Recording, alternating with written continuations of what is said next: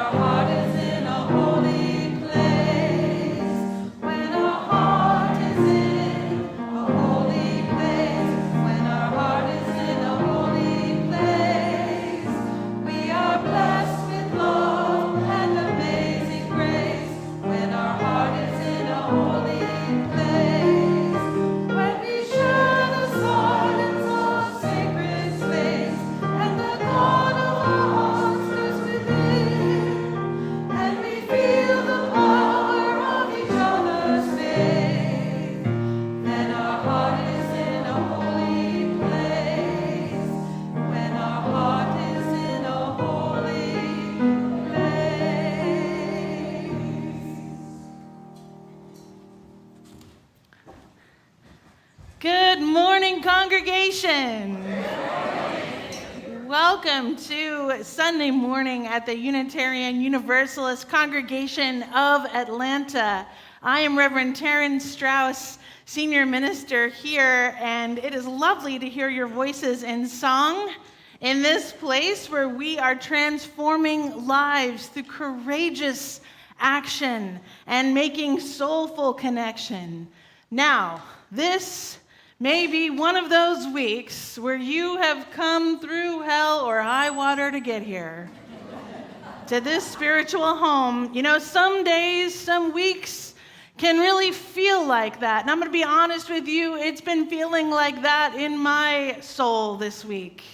Like maybe you crossed the River Jordan of anxiety to get here.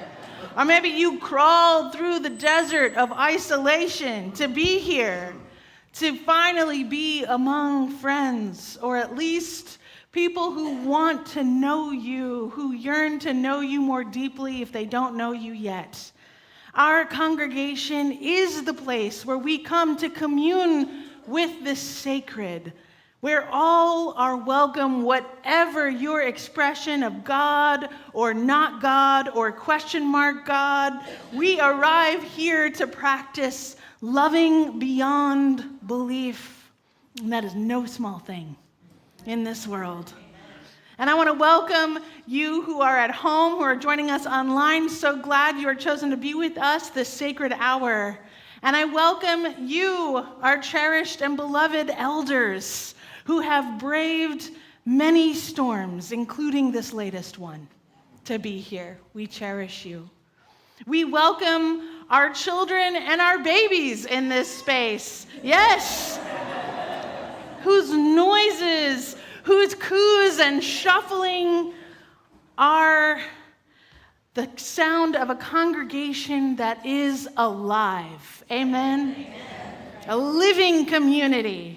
We celebrate our children in worship here at UUCA, and we commit ourselves to making this building, this campus, this community a safe and welcoming and safe home for children and for all the energy that they bring to us.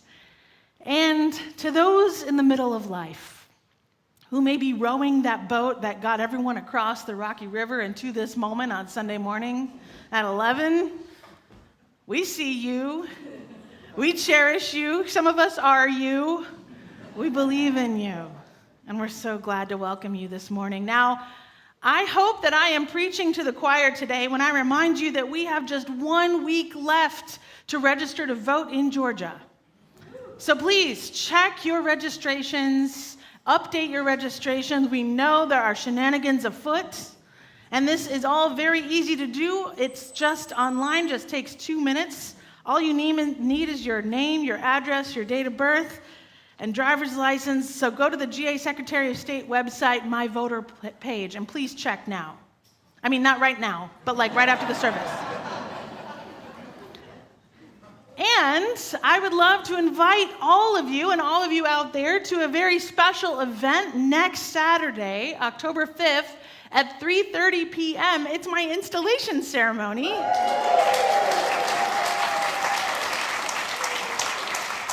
Where together we will celebrate our shared ministry and where I will be formally installed as your called and settled senior minister.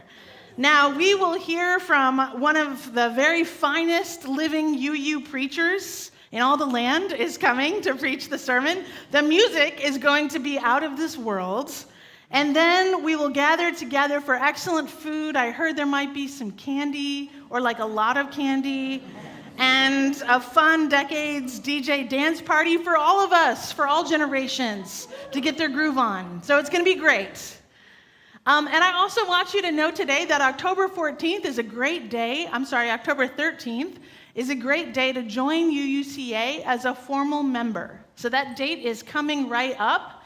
And of course, you can join UUCA anytime you feel ready, but why not join with a cohort of visitors and be part of our lovely new member ceremony coming up on Sunday, October 13th. If you would like to join the new member ceremony, please let me or our executive director, Bryce Thomason, know, and we will get you prepared for that beautiful ceremony. And you can find Bryce and myself, both of us, in room 219 after the service for the Pathfinders Experience. That's a learning session for UCA visitors or for anyone who is ready to learn more about our faith home. Lunch, 217. It's actually all the same room. That's what I heard. 217, 219. Lunch will be served to those who are curious about this beloved congregation. And now, I would like to welcome Jameson Traylor, who's going to come forward and light our chalice this morning. All right, Jameson. Yeah. He knows what to do.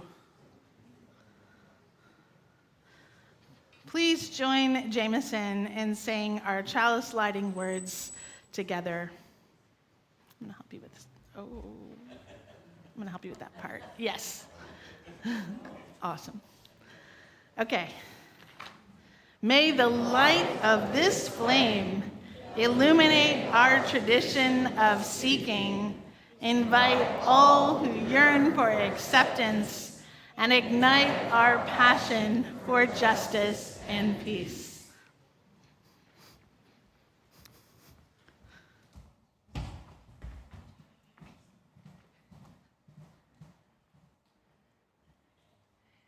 Good morning. Good morning. Our story this morning is Charlotte and the Quiet Place by Deborah Sosin, illustrated by Sarah Woolley. Charlotte's house is noisy. In the hallway, the floorboards groan. In the living room, the TV bellows and blares. In the kitchen, her dog Otto yips, yaps, and yowls. Even in her bedroom, which is supposed to be a quiet place, the old steam radiator hisses, whistles, and whines. Where can Charlotte find a quiet place? Charlotte's school is noisy. In the classroom, the bell clangs. In the lunchroom, the trays clatter and crash. On the playground, the swings creak, squeak, and rattle. Even in the library, which is supposed to be a quiet place, the children giggle, yammer, and yell. Where can Charlotte find a quiet place? Charlotte's neighborhood is very, very noisy. On the sidewalk, the jackhammers blast. On the street, the sirens warble and wail. Underground, the subway screeches, rumbles, and roars. Even in the park, which is supposed to be a quiet place, the leaf blower buzzes, blusters, and hums. "No," cries Charlotte, "I have to find a quiet place." On Saturday morning, Charlotte takes Otto for a walk. In the park, Otto spots a squirrel, and he lurches free. Charlotte chases Otto, charging down the hill, over the bridge, and into a grove where Otto skids to a stop. Charlotte and Otto are out of breath. Together, they sit down to rest. They close their eyes. Charlotte's belly rises up and down, up and down. Her breath goes in and out, in and out. Whew. Ah. Whew. Ah. Whew. Ah. It is quiet at last. It is so quiet. Charlotte notices an even quieter place, a place deep in her belly, where her breath is soft and even, a place deep in her mind, where her thoughts are hushed and low, a place as quiet as the small silence on the very last page of her favorite book, the silence right after the end. Whew. Ah. When Charlotte is ready, she and Otto slowly walk away from the grove, back over the bridge, and up the hill toward home. Nowadays, Charlotte's house is still noisy, her school is still noisy, and her neighborhood is still very, very noisy. But Charlotte remembers that day in the park. So wherever she is, whenever she wants, When her world is too noisy, Charlotte simply closes her eyes and travels back to that peaceful place, a place deep in her belly where her breath is soft and even, the place deep in her mind where her thoughts are hushed and low.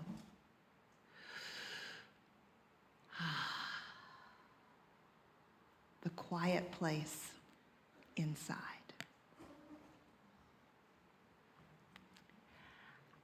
I would like to invite the Trailer family to the chancel to lead us in this morning's movement prayer. We invite you to rise as you are willing and able. Stand back here. You want to be right here?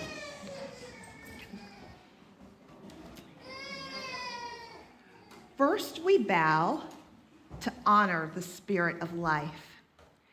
We lift our arms and embrace the gifts of spirit. We bring these gifts unto ourselves with gratitude and breathe and smile. We share these gifts with the world. We remember to be present. Honor, embrace, gratitude,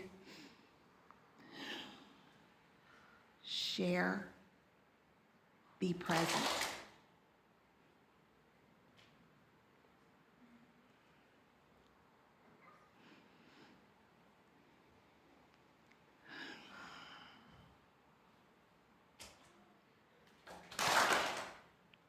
Thank you.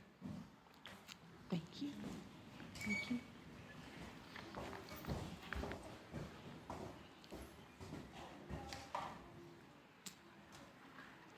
At this time, we would like to invite our children, 3rd grade and under, to exit and join preschool or their creative workshop for the morning.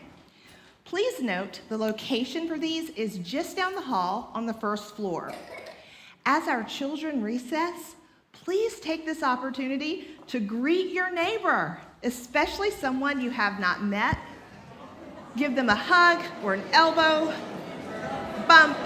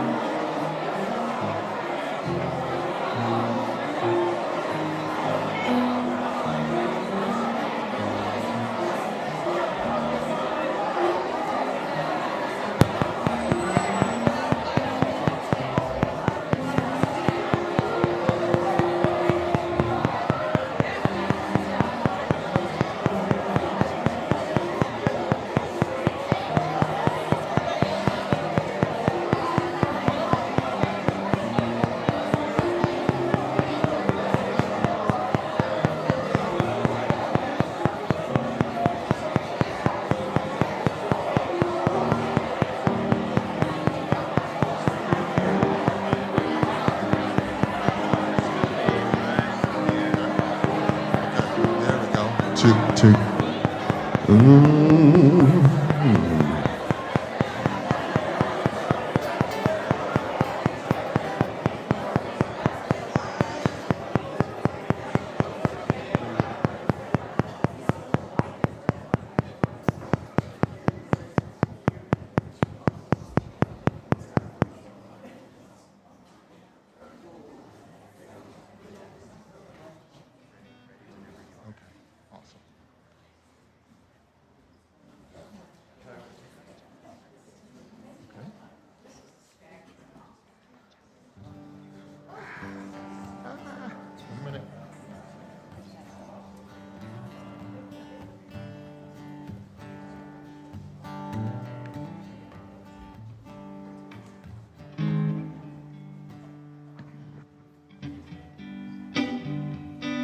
sitting on the morning sun.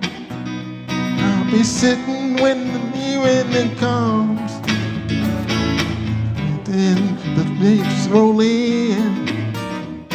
He's watching it away again. He's sitting on the dock of the bay, watching the tides roll away.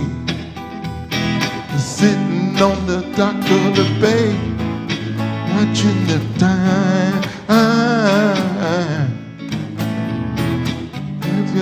Home in Georgia, waiting for the Cisco Bay. It's bad for something to live for. Let it come my way. Ooh, sitting on the dock of the bay, let the tide roll away. Ooh, sitting on the dock of the bay, at least the time. Seems like nothing gonna change. No, no. Everything stays the same. Things don't need nothing in the space of me to it stays the same. I guess I'm Just sitting on this way with my bones. Just feeling dances river to home. See, I made from home. This bed to smell my homes. Hey, just sitting on the dock of the bay, wasted the tide rolled away. Ooh, just sitting on the dock of the bay, wasting time.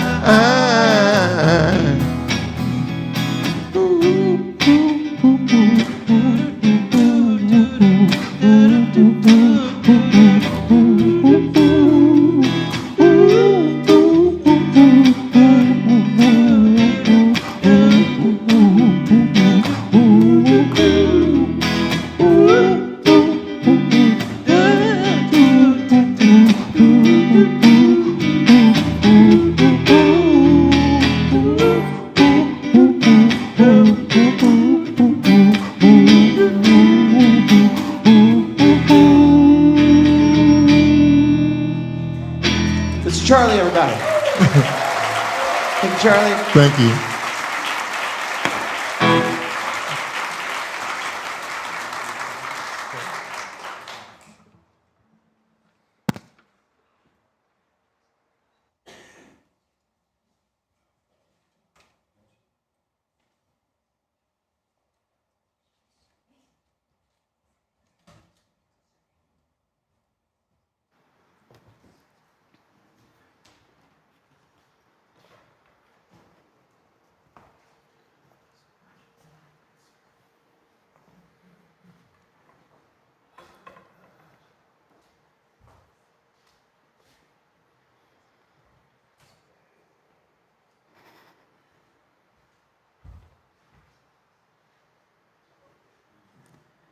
Your palm on your chest while your heart slows. Your breath warming the air under your grandmother's quilt. You rest for everyone who couldn't. Satin crown, defiant. I wish I knew how silence sounds to you.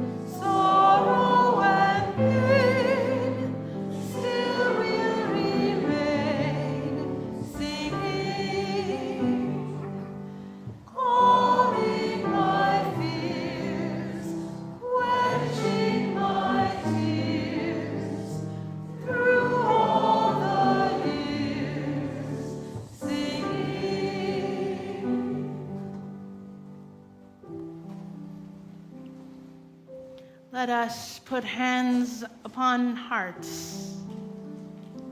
Feel the heartbeat, connection to life. Breathe in peace. Breathe out love.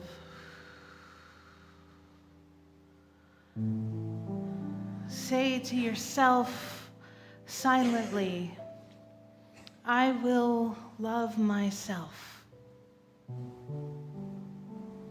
I will love others.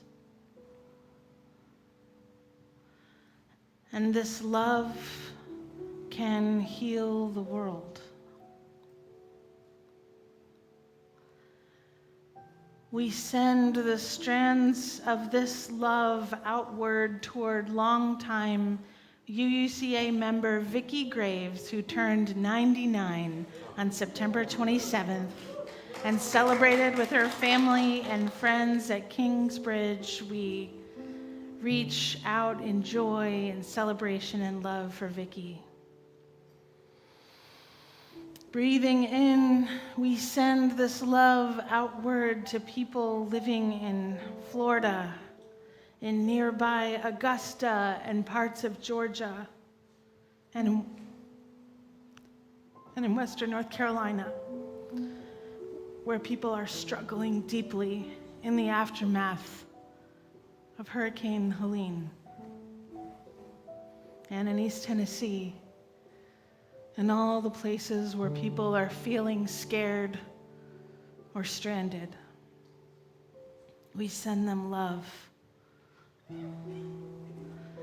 There is someone in your life who is struggling, who you are holding in your heart this morning, someone in need of loving energy today. Please write their name into the live chat or speak their name out loud into this holy congregation now.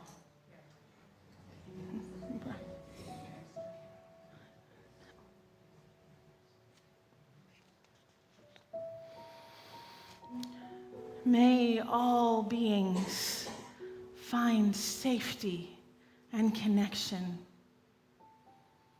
May all people find comfort. May all of us find more ways to be more loving. Spirit of life, love eternal, we rest in holy gratitude. We surrender to a mystery beyond ourselves, asking forgiveness for our mistakes, those times when we have been selfish or thoughtless, breathing in and out. We offer and receive grace. We forgive ourselves and we forgive each other. We begin again in love. Now, let us calm our bodies.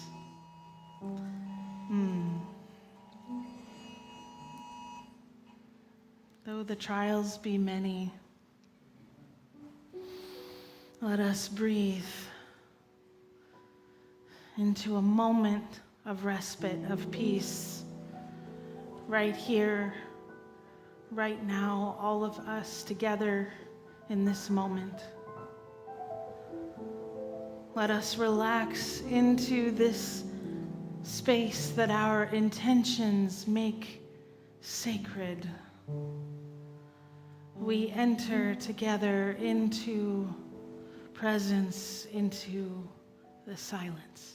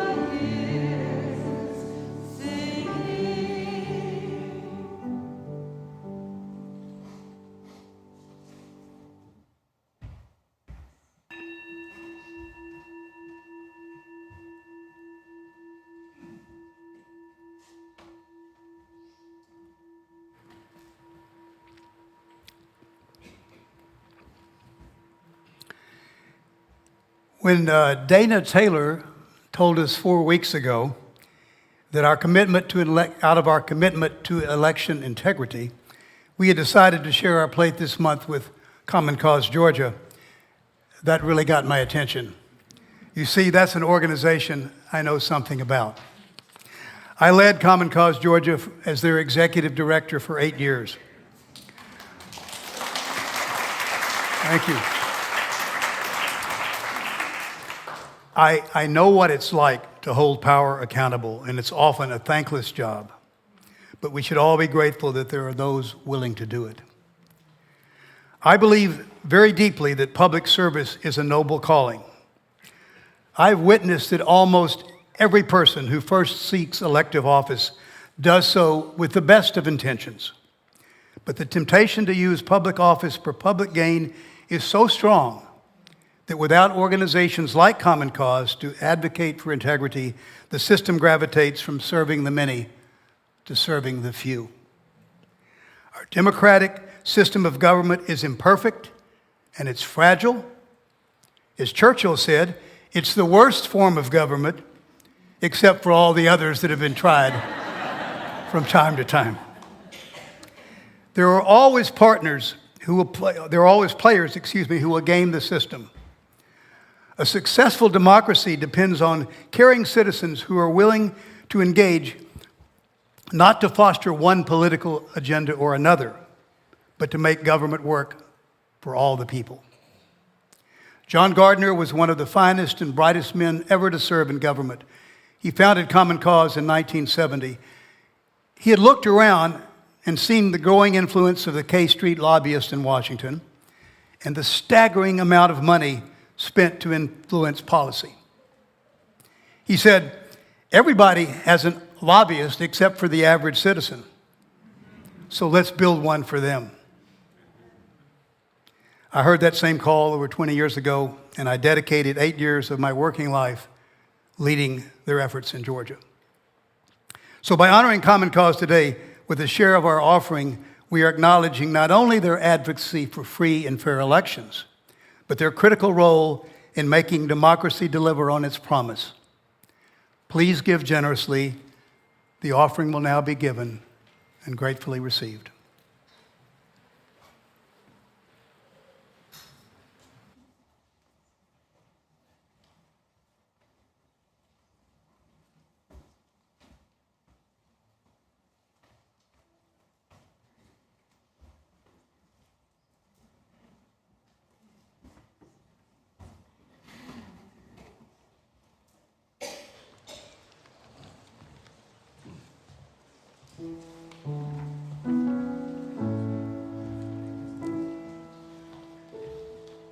Walk down that lonesome road all by yourself.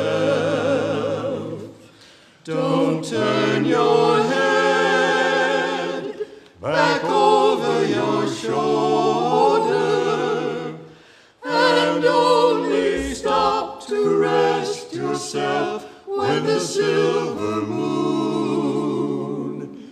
is shining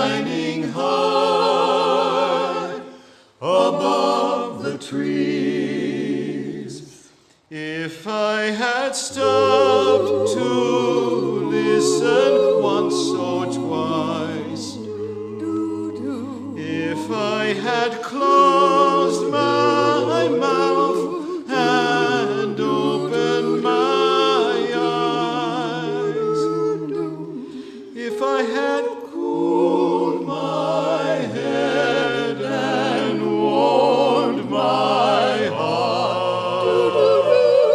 I'd not be on this road tonight. Carry on, carry on, never run feeling sorry for yourself. It doesn't save you from your troubled mind. Walk down that lonesome road all by yourself.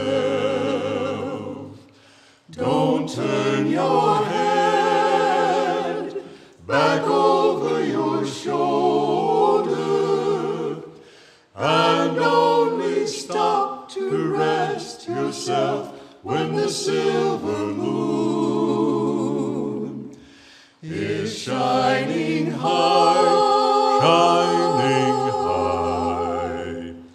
above the trees.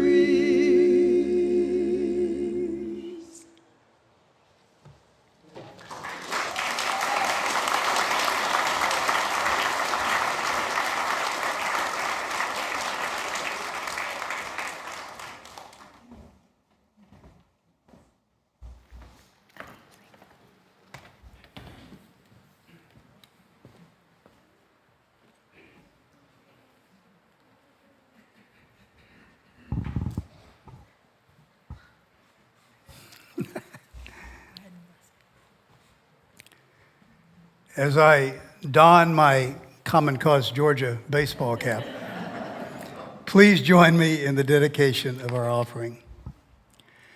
To the work of this congregation, which is weaving a tapestry of love and action we call community, we dedicate our lives, and these are offerings.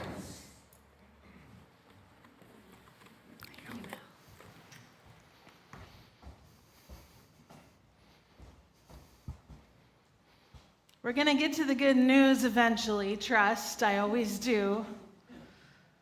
But I am here to tell you today that the parents are not all right. Now, the work of parenting, we know, is essential not only for the health of the children, but also for the health of society. In August of 2024, the U.S. Surgeon General, Dr. Vivek Murthy, issued an advisory on the mental health and well-being of parents. I don't know if any of you caught that, but this Surgeon General has been preaching to me for many years at this point, and I'm very grateful for the work of his career. And if you do get the chance to read the report, I hope you will. It begins with beautiful expression of gratitude to the parents of all the researchers who worked on this report. Now, Dr. Murthy writes, as technological and economic forces have reshaped the world at a dizzying pace, it has also become harder for parents to prepare children for a future that is difficult to understand or predict. It will also require all of us, if we are to imagine supporting parents in new ways, to rethink cultural norms around parenting. And part of that will involve shifting how we value parenting in our society. Now, the work of raising a child, our Surgeon General writes, is work no less valuable than the work performed in a paid job, and of extraordinary value when it comes to the impact on our society and its future. And additionally, while parents and caregivers bear the primary responsibility for raising children, society as a whole must see itself as sharing in this responsibility, shaping policy, programs, and individual behavior accordingly.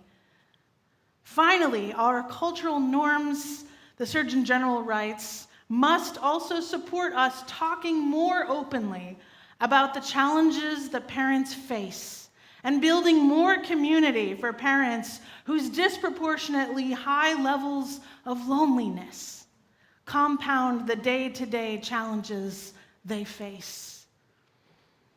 The Surgeon General also writes this: raising children is sacred work. It should matter to all of us, and the health and well-being of those who are caring for our children should matter to us as well. Now, I'm hopeful that this Surgeon General's advisory will help catalyze and support the changes we need across society to ensure all parents and caregivers can thrive. And I'm going to now lay out just a fraction of some of the issues that parents are facing today, which are also connected to the issues that parents have always faced in our society, but are kind of becoming even more powerful, more serious. Financial stress. For example, in the last decade, childcare prices have grown by approximately 26% across the US and more in certain communities. And further, 1 in 4 United States parents said there have been times in the past year, just this past year, where they did not have enough money for basic needs. Now, I remember back in the 80s or maybe 90s making about $6 an hour babysitting as a teenager. Now, in 2024, as a parent, I cannot find a sitter for under $20 an hour, which definitely changes the possibilities for a night out or time away. And the system seems rigged against financial thriving for parents. I mean, elementary school ends at 2:15 p.m., but the workday still ends at 5. Therefore, parents must find costly daily childcare for their kids for 3 hours per day. And a summer of day camp these days in 2024 costs anywhere from $3,000 to $5,000 each summer for 2 children. In addition to the financial crisis, there's increased work demands and work hours. The average employment work hours for parents have increased over time, with parents now dedicating an increased 28% of work hours for mothers and 4% for fathers since the 80s. And in the US, nearly 1 in 5 children have a special health care need. That's a term that includes those who are at risk for a chronic physical, developmental, behavioral, or emotional condition and need health services beyond that which is generally provided. And I don't have to tell you about some of the fears that parents face today. The fact that firearm-related injury has become the leading cause of death among children in the United States. School safety concerns among parents are higher than they have ever been, and rise after a prominent mass shooting, knowing that the possibility of another one is a significant source of stress for 74% of the parents who were surveyed by this study. What did we think parenting would be like, you may be asking? Now, when I think about what I thought it would be like, I thought it would be like it was when I was a child. In the 80s or 90s, when we would walk to school in our hand-me-down clothes with a group of older kids, then we would just play outside all day on the cul-de-sac until the streetlights turned on. This is not, this is like real. I did live in a cul-de-sac, and this is actually what happened. We probably thought our kids would just do what we did and walk to the piano teacher's house by themselves once a week, or to the ballet conservatory and hang out with their friends at the mall until someone's parents picked them up. And I don't know exactly when this happened, but there are hardly any malls anymore. Like, I don't know where the kids go now. And we can't walk to school because it's not safe. There are not enough sidewalks. In fact, sidewalks have somehow become features of an opulent lifestyle, where housing prices are prohibitive in those very same neighborhoods where the sidewalks are built. And we can't send our kids out to play because the cars speed down our street and we are too afraid. But the good news, told you I'd get to it, is this. There are places where parents can find relief and let their guard down just a little bit, maybe even just for an hour on Sundays, where their central nervous system can find a little equilibrium after holding it all together all week long. And you know, sometimes the preacher preaches the sermon they need the most. And today is one of those times. And I know that the sermon was supposed to be about limitations, which is very difficult for me to talk about. But I still want to tell you about the dream that we've been talking about. This congregation is a place where if everyone can do a little bit, a lot of the time, then we can have all we need and an abundance of what we need. Did you know, central nervous system, speaking of it. Now, did you know that to teach in religious education only requires a commitment of 1 to 2 Sundays per month, and you will not miss this worship service? That happens in the 10 a.m. hour, and I got to tell you that as of today, we are in desperate need of at least 2 more religious education teachers. We have classes of kids who are ready to meet you, to bond with you, to experience a real connection with someone who is not their parent. And these relationships are important. As a parent, nothing makes me feel more supported than seeing someone who is not me delight in knowing my child. It's true. Anyone else? It's like suddenly when you see my child and know their name, I'm not so alone. This is a true gift you can offer to a parent in our congregation today. If you are ready to take this community health crisis seriously and heed our Surgeon General's warning, then I hope you will reach out to Laura Beth Brown, our Director of Religious Education, and let her know that you are ready to step up and help and join an RE teaching team for the rest of this program year. That's just once or twice a month until about April. Yes.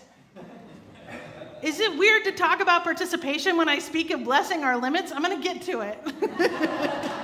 But first, I'm going to keep going. Because too often when we speak of limitations in our society, what we mean is this. We give away all our energy and our life force to our employer. And then we have nothing left for our personal relationships, our health, our precious bodies, our passion for other things beyond our careers, our jobs, fulfilling though they may be. So good job if you found a job that was fulfilling. I did too. But there are other things in life beyond it. And I don't know if you realize it, but you can join the choir if you are not in the choir. You, like you, well, you're in the choir. Okay.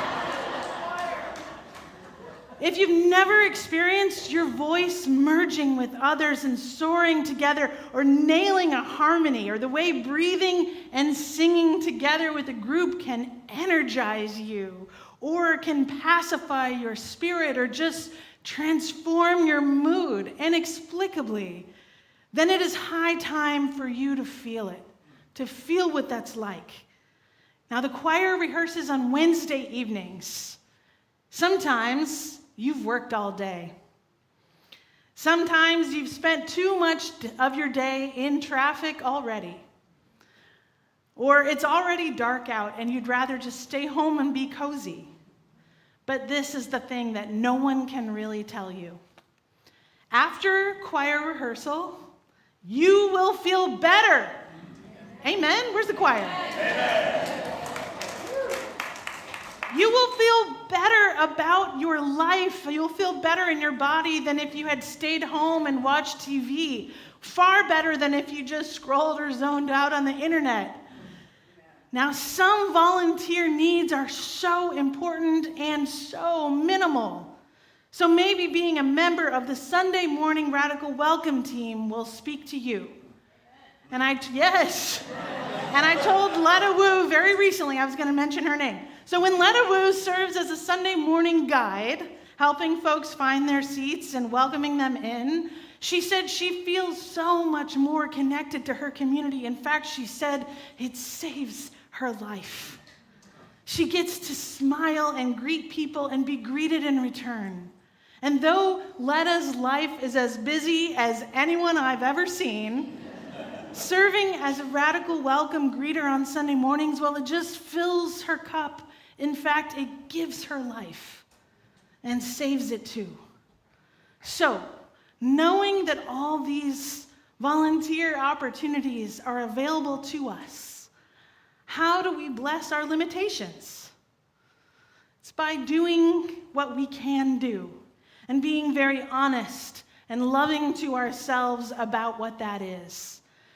This is difficult ministry to offer and to receive, this honesty about our own limitations. But it is human to be limited when, in the face of things we cannot control, we are deeply humbled.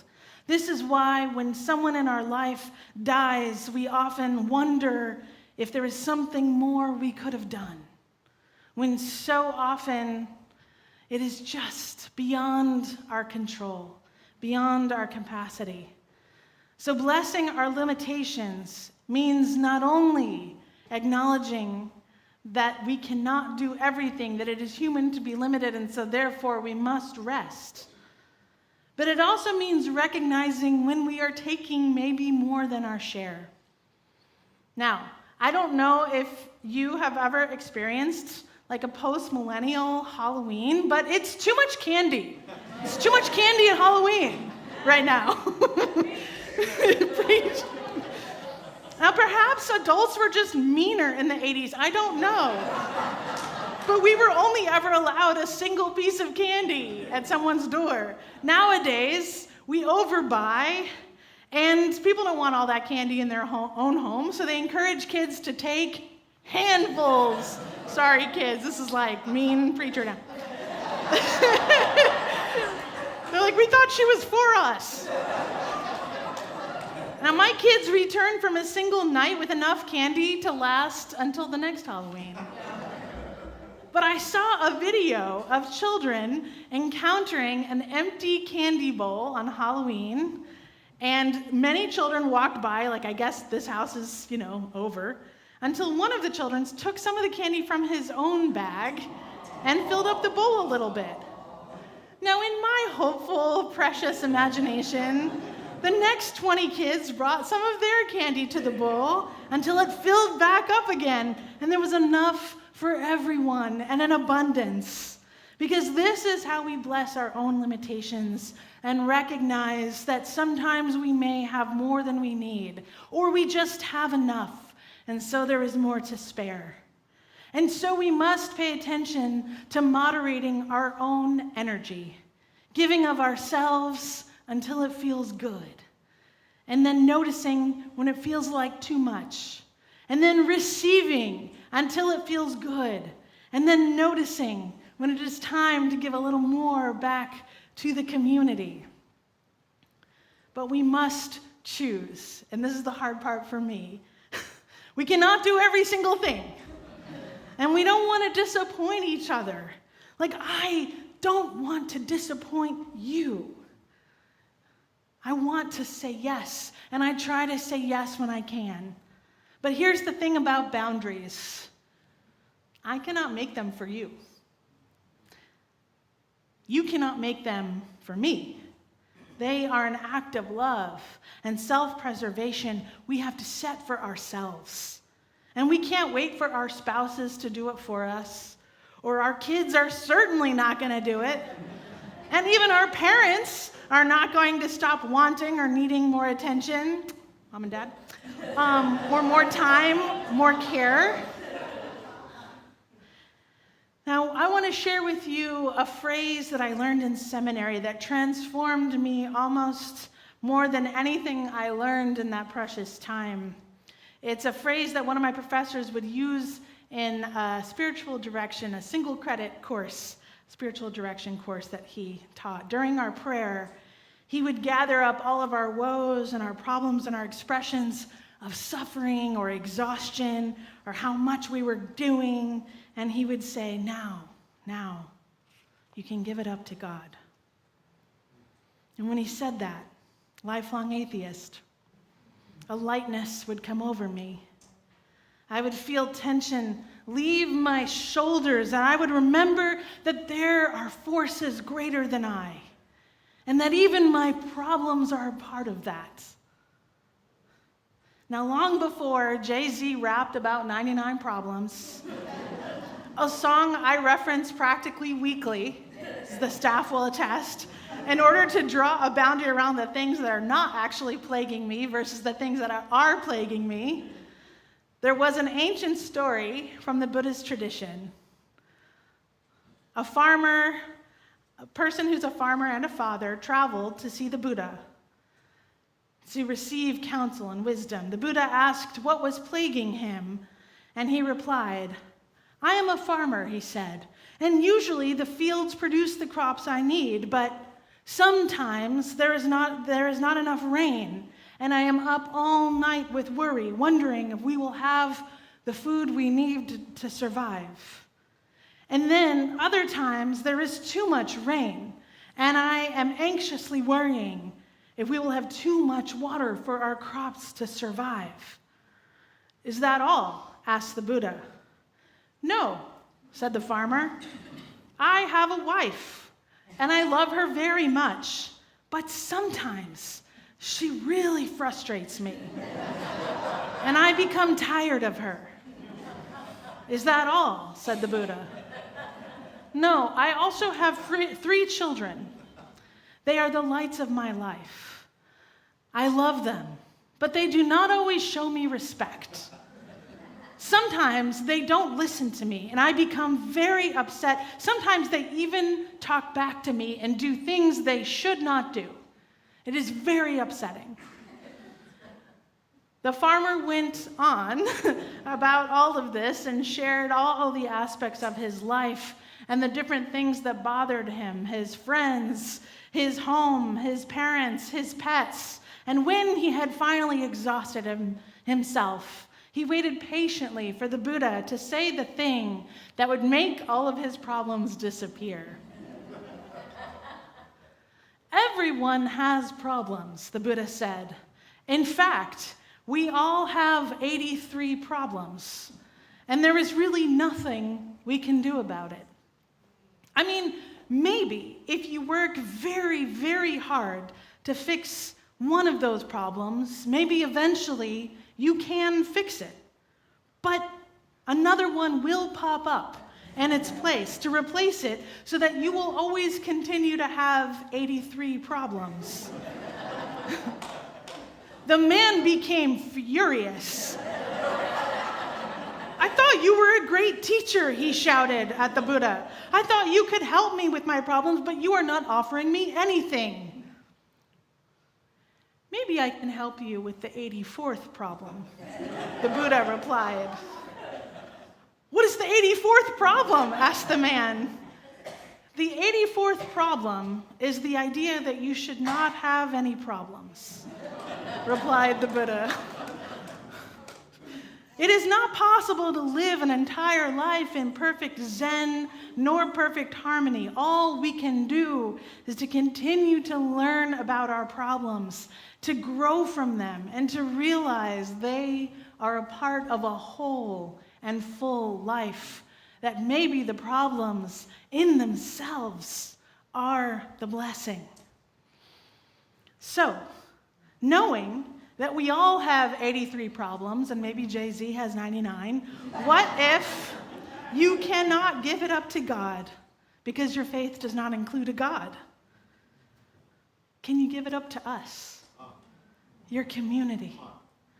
Can you find a therapist or a friend who can witness to your life and let them hold it just for a brief time. This is why I think it's important for us to have support groups.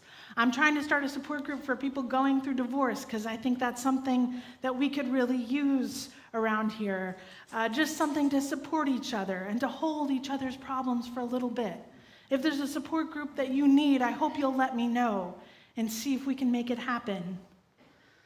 Can you find someone to be real with, to be vulnerable with? Ask them to carry a bit of your load just for a brief time, maybe even just for an hour on a Sunday. Now, I'll be honest with you.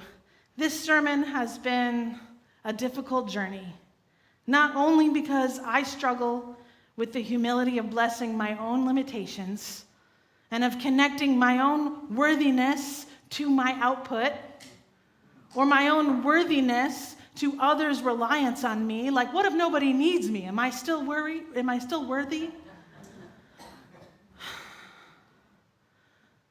You are enough, just as you are. You are worthy as you are. And me too.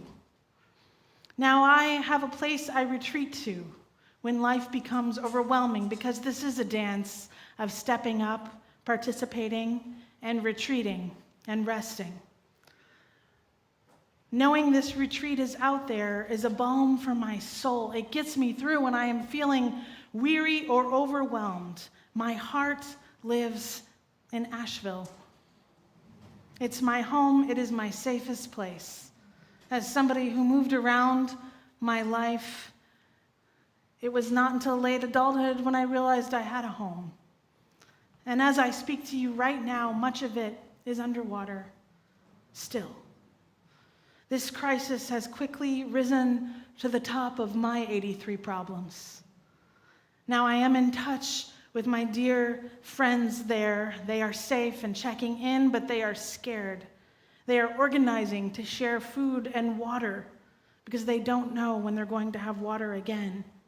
And in the weeks and the months to come, this sacred ground in the land of the sky will need our help so that we can once again find retreat there if we need it. Retreat is important, to show up, to give what you can, and then to step back. Retreat, giving it up to God, giving it up to community, giving it up to us. Give it up to love and find rest. This is how we sustain one another's lives, so we can all be all right. The parents, the elders too, the children, the neurodivergent, those who are struggling with illness or other challenges, all of us. This is how we seek wholeness, this dance of sharing, giving, receiving. This is how we find that blessing together that is greater than us all. Amen.